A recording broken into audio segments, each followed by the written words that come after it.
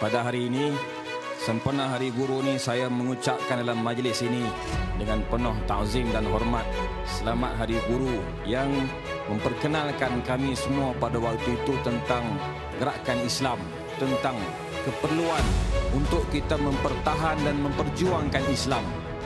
Atas sebab itulah Parti Islam Malaysia PAS merasakan ada kelompongan yang besar dalam kerangka pembangunan sesebuah negara. Manusia itu perlu dibentuk terlebih dahulu dengan fungsi sebagai khalifah, sebagai hamba Allah.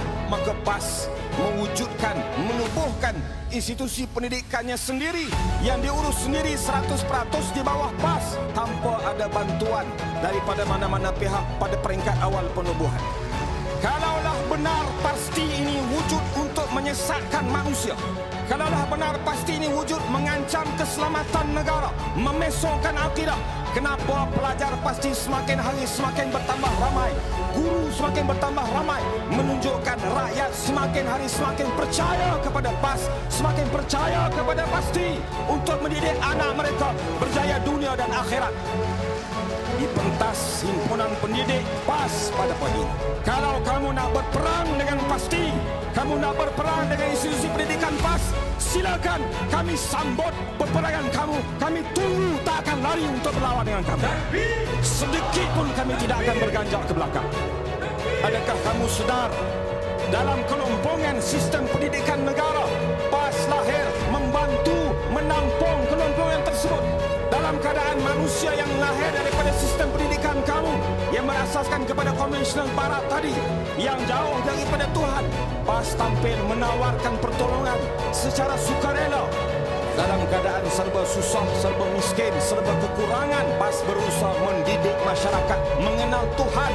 Daerah Kota Star, peperiksaan UPKK, Seriti mendapat kedudukan nombor 1 peringkat daerah dan peringkat negeri.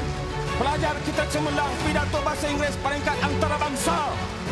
Semua ini datang hasil daripada keikhlasan hati, ketulusan budi, kemuliaan, budi pekerti para guru yang mendidik, para guru yang mentarbiah, para guru yang menjadi muallim. Terima kasih wahai para guru seluruh negara.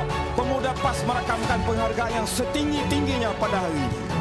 Dalam keadaan mereka membina tembok besar, mereka lupa membina tembok besar dalam diri manusia. Tugas yang besar ini akan menjadi mudah kalau kita tetap teguh iltizam bersama jamaah gerakan Islam. Tugas yang besar dengan berjamaah, insya-Allah Allah akan bantu untuk memudahkan urusan tersebut. Maka janganlah tinggal jamaah Islam walaupun seinci, kerana ada keberkatan di dalamnya walau apa jua keadaan yang dihadapi sekalipun.